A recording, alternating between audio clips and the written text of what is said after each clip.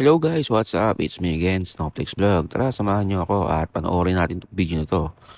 Nandito pala kami ngayon guys sa may San Mateo Rizal at ito, tamang lakwatch na naman. Nandito lang naman kami guys sa may Casa Peregrine.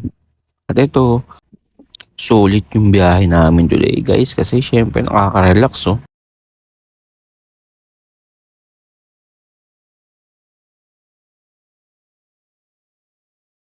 Sumakto yung panahon at kitang-kita nyo naman guys na napakatahimik at nakaka-relax. At higit sa lahat, yun ang view.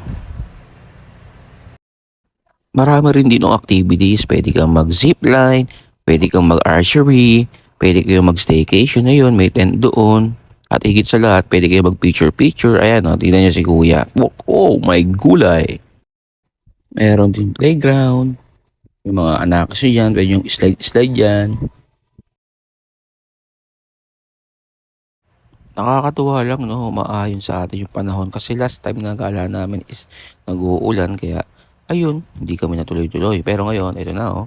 Please follow, like, and share. At dito ko natatapusin ang video na to. Thanks for watching. Peace!